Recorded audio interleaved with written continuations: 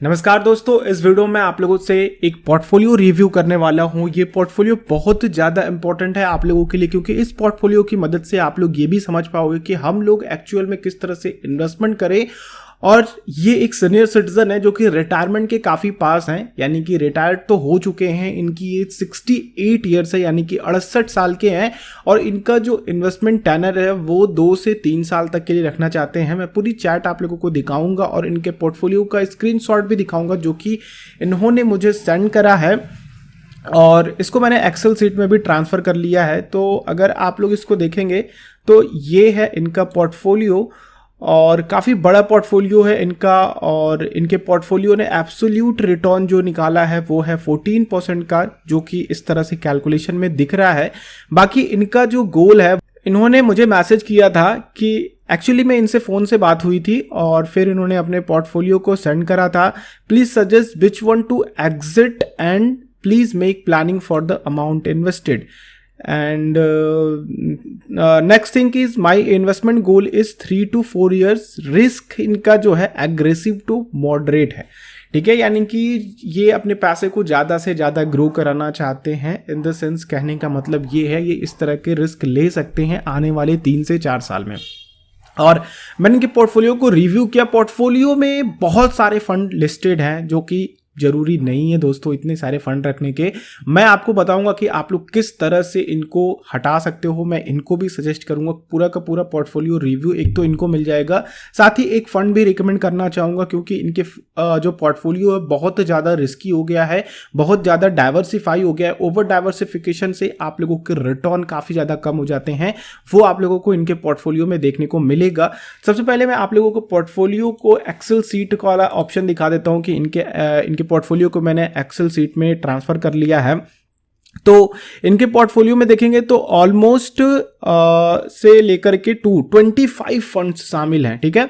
25 funds इनके portfolio में शामिल है। क्या आप लोग अपने पोर्टफोलियो में 25 फंड रखोगे? मैं अपने पोर्टफोलियो में दोस्तों 25 स्टॉक नहीं रखता, ठीक है। और इनसे जो फ़ोन पे बात हुई थी तो इनका कहना था कि इनको किसी ने रिकमेंड किया है या फिर इनके बिहाफ पे इन्वेस्टमेंट किया है। तो जाहिर सी बात है कि अगर ये किसी एडवाइजर्स के साथ होंगे, अगर उनके बिहाफ पे रेगुलर इन्वेस्टमेंट कर रहे हैं, तो एब्सोल्युटली वो कमीशंस भी उनको जा रहे होंगे। तो जाहिर सी बात है कि इतना ज़्यादा डाइवर्सिफिकेशन करने का एक रीज़न भी होता है कि यहाँ पे पैसे खाने का भी हो सकता है, ठीक है। तो यहाँ पे बहुत सारे फंड हैं जो कि मैं आप लोगों को दिखाना चाहूँगा। देखिए, एक्सेस मिड कैप में, यानी कि मिड कैप कैटेगरी के 3 फंड यहाँ पे शामिल है। मैं एक कलर में कर देता हूँ इनको, तो जिससे कि हमें जो है ना कि एक सुझाव मिल सके कि हाँ भैया ये इस कैटेगरी के। तो मिड कैप के अगर देखते हो तो 3 फंड शामिल हैं। एक फंड में इन्होंने जून 14 से इन्वेस्टमेंट करा है, एक अप्रैल 18 से कर रहे हैं, और सुंदरम में अभी हालिया का इन्वेस्टमेंट है इनका 52 डेज का। अगर आप रिटर्न देख रहे हो तो एक्सिस मिड कैप में जो कि 164% है। आप सोचिए कि अगर इन्होंने इन दोनों फंड के ना डालने के बजाय एक ही मिड कैप में पैसा डाला होता तो इनका रिटर्न किस तरह का देखने को मिलता, ठीक है। आप लोग कहेंगे कि 14 से इन्वेस्टमेंट है, ये 18 से है, तो क्या फ़र्क पड़ता है? फ़र्क पड़ता है दोस्तों। एक फ़र्क पड़ता है कि आप लोगों का जो पोर्टफोलियो है ना वो ओवरलैप कर जाता है। ओवरलैप का मतलब कि एक मान लीजिए कि आपको बजाज में पैसा डालना है, बजाज फाइनेंस में, ठीक है। अब क्या कर रहे हो कि आपने एक अकाउंट जीरोधा से क्रिएट किया, आपने एक अकाउंट क्रिएट किया एंजल ब्रोकिंग से, आपने एक अकाउंट किया अपस्टॉक से। अब आप तीनों में बजाज फाइनेंस एक एक खरीद करके रख रहे हो, तो उससे क्या मतलब है? वो आप लोग चाहे किसी एक ब्रोकर के पे रखो या फिर तीनों पे रखो, ठीक है। तो इससे होगा क्या, एक तो आप लोगों की मैनेजमेंट दिक्कत होगी, दूसरे की अलग अलग चार्जेस होते हैं इनके, उनकी दिक्कत होगी, और आप लोगों को ट्रैक करने में दिक्कत होगी। अगर आप लोगों का पोर्टफोलियो एक जगह हो, ओवरलैप ना करे, तो वो बेहतर होगा, ठीक है। यानी कि आप लोग इस तरह से कर रहे हो कि हमारा घर यहां भी है, वहां भी है, वहां भी है, हम चाहे जहां सोएं। तो इस तरह की चीजें आप लोगों को परेशान करेंगी और आप लोगों के रिटर्न को भी कम करेंगी। अब एक्सिस मिड कैप और एल&टी मिड कैप और सुंदरम मिड कैप में अगर मैं सजेस्ट करूं, देखिए मैं कोई भी एडवाइजर नहीं हूं, पहली बात से भी अप्रूव्ड मैं एडवाइजर नहीं हूं।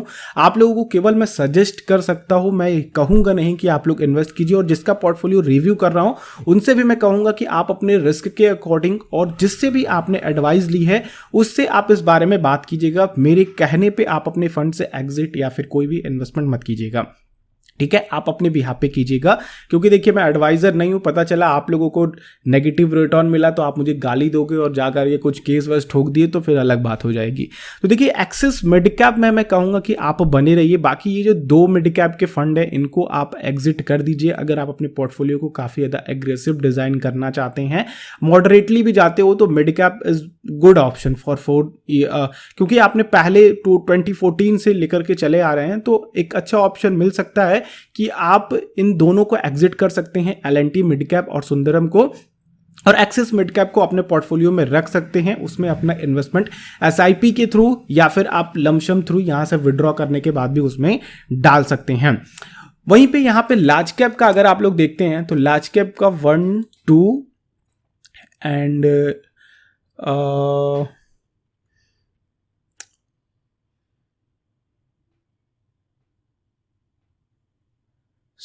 लार्ज कैप में अगर मैं देख रहा हूं तो अप्रॉक्स 2 फंड हैं। आप लोगों से कहने का मतलब ये है ना कि अपने पोर्टफोलियो को ओवरलैप मत कराइए, ठीक है। तो हो सकता है, क्योंकि मुझे अभी इसमें दिख नहीं रहा है, क्योंकि आप लोगों के सामने ब्लू चिप फंड ये भी रहा एक ब्लू चिप, ठीक है। तो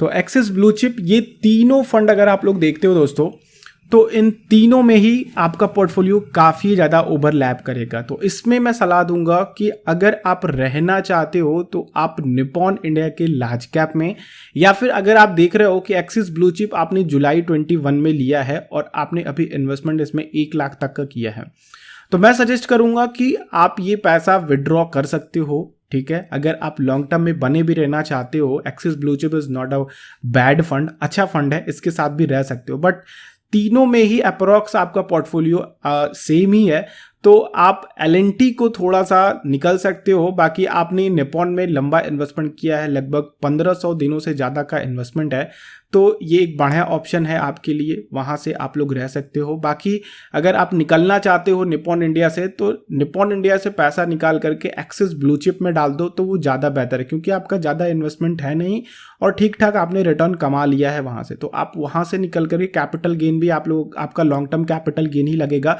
तो कम होगा वो कैपिटल गेन, तो आप एक्सिस ब्लू चिप में पैसा डाल सकते हो और एल&टी लार्ज कैप को भी आप एग्जिट कर सकते हो।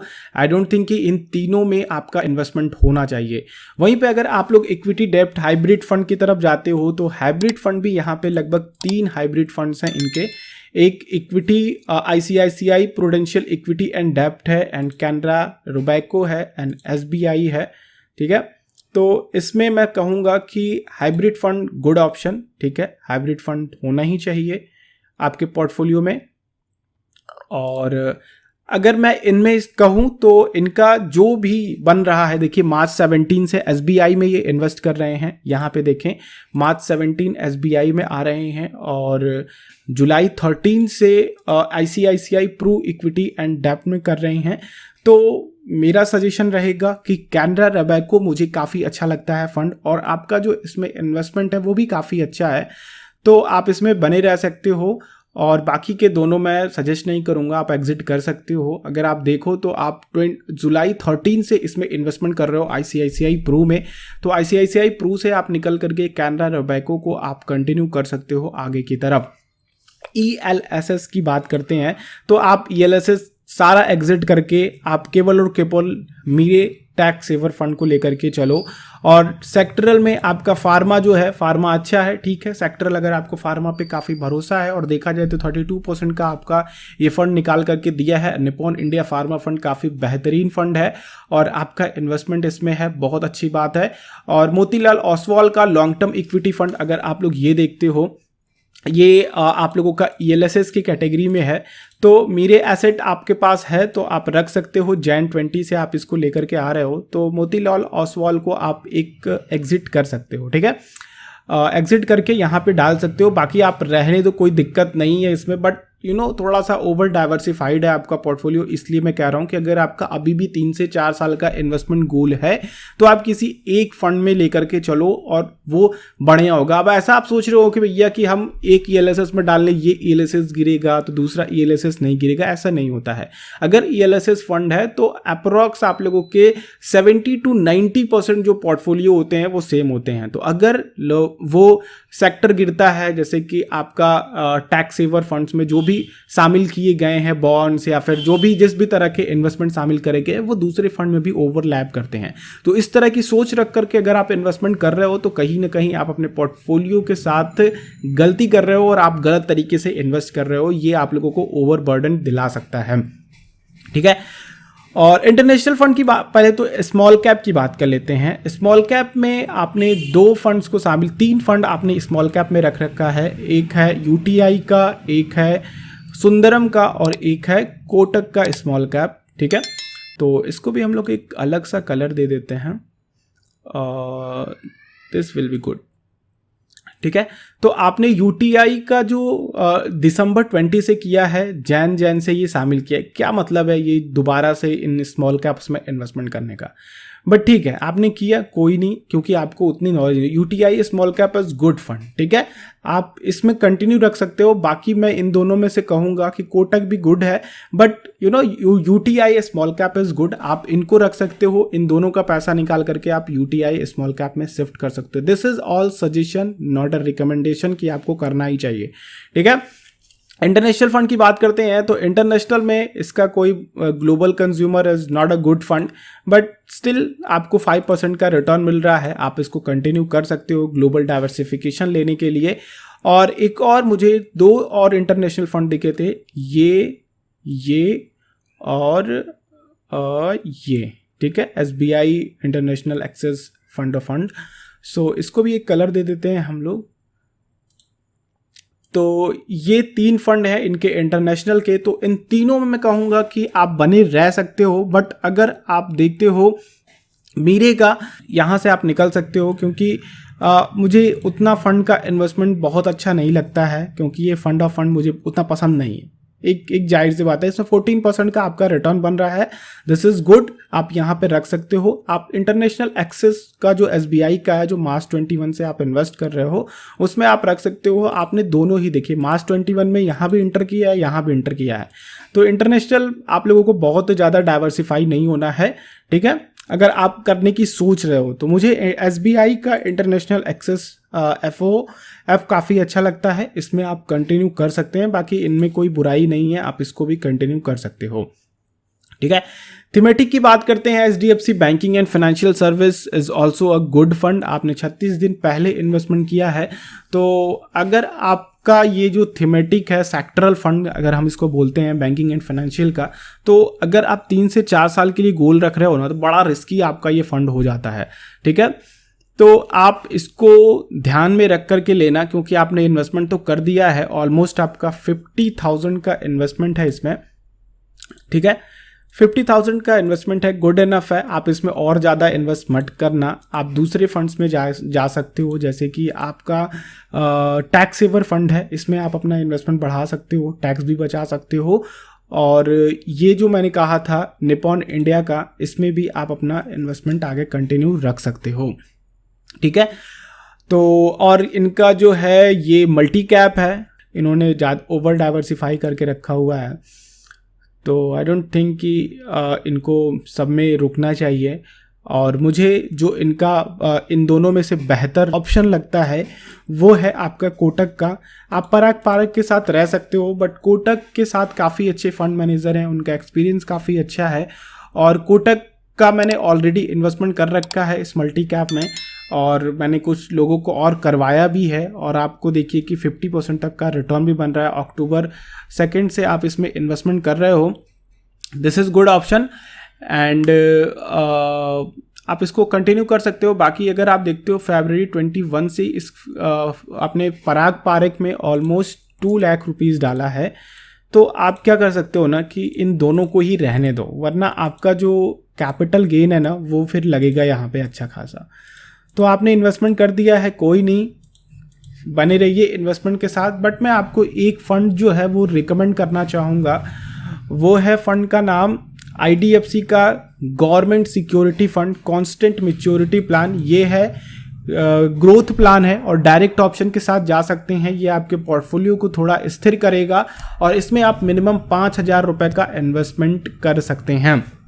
तो केवल और केवल एक फंड मैं आपको रिकमेंड कर रहा हूं अगर आप इन्वेस्टमेंट करना चाहते हो। तो अगर आप दोबारा उन्हीं जैसे कि जो फंड मैं निकलने के लिए कह रहा हूं, अगर वहां से निकलते हो तो आप वो सारा पैसा उठा करके यहाँ पे डाल सकते हो। 3 से 4 साल में आपको एक डिसेंट रिटर्न निकल करके आएगा, जो कि 7 से लेकर के 9% तक के बीच में होगा। तो आई होप आपको ये पोर्टफोलियो का रिव्यू जो है वो ठीक ठाक से समझ में आ गया कि कैसे क्या करना है। बाकी आप लोगों से रिक्वेस्ट रहेगी कि आप लोग जब भी मुझे पोर्टफोलियो रिव्यूज़ के लिए भेजते हो या फिर जो लोग भी मुझे मैसेजेस करते हैं व्हाट्सएप पे, अगर रिप्लाई नहीं आ रहा है तो थोड़ा पेशेंस रखिए, क्योंकि मुझे और भी थोड़े काम होते हैं। इसलिए जब मैं फ्री होता हूं आप लोगों को जरूर रिप्लाई करता हूं। अगर मैं फ्री नहीं हूं तभी मैं आप लोगों को रिप्लाई नहीं कर पा रहा हूं। ऐसा नहीं है कि मैं आप लोगों को इग्नोर कर रहा हूं या फिर कहते हैं कि ज़्यादा व्यूअर्स हो गए या फिर ज़्यादा लोगों के मैसेजेस आ रहे हैं तो एक अलग लेवल पे पहुंच गया। ऐसा कुछ नहीं है, मैं उसी ग्राउंड लेवल पे हूं। बस आप लोग थोड़ा पेशेंस रखिए और आप लोग मैसेजेस जारी रखिए, जिससे कि आपके मैसेजेस ऊपर आ सके और मैं आप लोगों के मैसेजेस को देख सकूं। तो बस दोस्तों, आप लोगों को क्या मानना है, क्या इतने फंड्स आपके पोर्टफोलियो में हैं? अगर हैं तो क्या क्या निकालने वाले हैं आप, या फिर कौन सा आप अपने पोर्टफोलियो में फंड रखने वाले हैं, वो नीचे कमेंट करके बताइए। अगर आप लोगों का भी पोर्टफोलियो है जिसका रिव्यू चाहते हैं तो आप लोग मुझे व्हाट्सएप पे भेज सकते हैं। नीचे कमेंट कीजिए आप लोगों के क्वेश्चन, या फिर आप लोगों का भी कोई सजेशन है इन फंड्स को लेकर के तो वो भी आप नीचे कॉमेंट कर सकते हैं। जिसका ये पोर्टफोलियो है अगर वो कॉमेंट पढ़ता है तो उसको काफ़ी ज़्यादा मदद मिलेगी। वीडियो अच्छी लगी तो लाइक कीजिएगा, दूसरों के साथ शेयर करिएगा। अगर आप इस तरह की और वीडियोज़ देखना चाहते हैं तो चैनल को भी सब्सक्राइब कर सकते हैं और बेल आइकॉन को क्लिक करेंगे तो आने वाली हर एक वीडियोस की नोटिफिकेशन आप लोगों तक आ सकेंगी। हम लोग नेक्स्ट वीडियो में मिलते हैं, तब तक के लिए आप लोगों का दिन शुभ हो। जय हिंद।